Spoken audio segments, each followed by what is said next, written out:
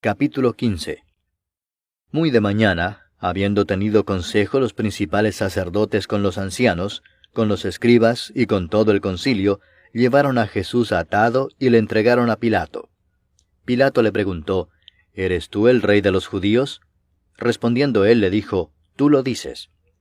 Y los principales sacerdotes le acusaban mucho. Otra vez le preguntó Pilato diciendo, ¿Nada respondes? Mira de cuántas cosas te acusan.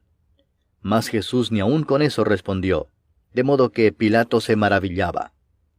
Ahora bien, en el día de la fiesta le soltaba un preso cualquiera que pidiesen, y había uno que se llamaba Barrabás, preso con sus compañeros de motín que habían cometido homicidio en una revuelta.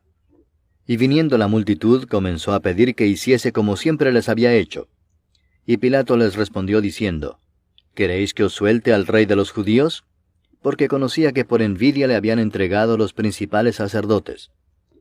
Mas los principales sacerdotes incitaron a la multitud para que les soltase más bien a Barrabás. Respondiendo Pilato les dijo otra vez, ¿Qué pues queréis que haga del que llamáis rey de los judíos? Y ellos volvieron a dar voces, Crucifícale. Pilato les decía, Pues qué mal ha hecho.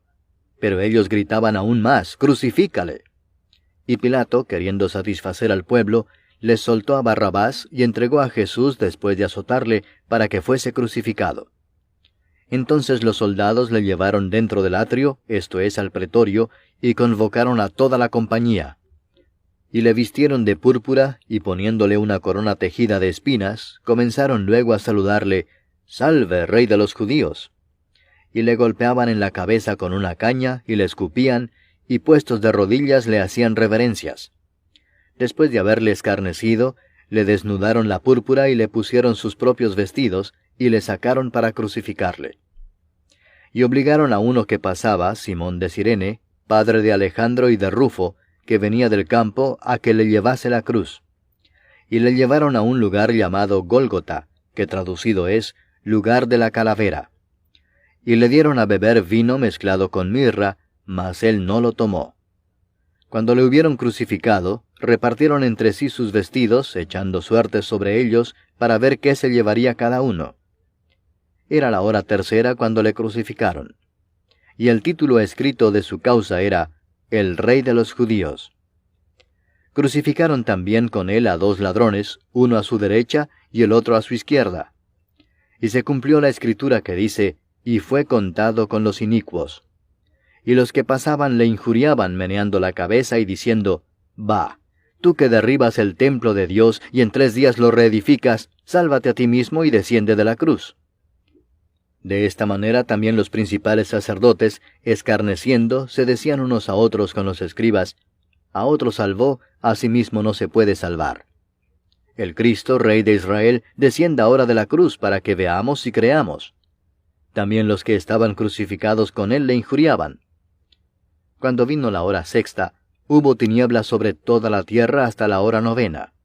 Y a la hora 9, Jesús clamó a gran voz diciendo, Eloi, Eloi, lama sabactani, que traducido es, Dios mío, ¿por qué me has desamparado? Y algunos de los que estaban allí decían al oírlo, Mirad, llama a Elías. Y corrió uno, y empapando una esponja en vinagre, y poniéndola en una caña, le dio a beber, diciendo, Dejad, veamos si viene Elías a bajarle. Mas Jesús, dando una gran voz, expiró. Entonces el velo del templo se rasgó en 2 de arriba abajo, y el centurión que estaba frente a él, viendo que después de clamar había expirado así, dijo, Verdaderamente este hombre era hijo de Dios. También había algunas mujeres mirando de lejos, entre las cuales estaban María Magdalena, María la madre de Jacobo el menor y de José, y Salomé, quienes cuando él estaba en Galilea, le seguían y le servían, y otras muchas que habían subido con él a Jerusalén. Cuando llegó la noche, porque era la preparación, es decir, la víspera del día de reposo, José de Arimatea, miembro noble del concilio, que también esperaba el reino de Dios, vino y entró osadamente a Pilato y pidió el cuerpo de Jesús. Pilato se sorprendió de que ya hubiese muerto, y haciendo venir al centurión le preguntó si ya estaba muerto.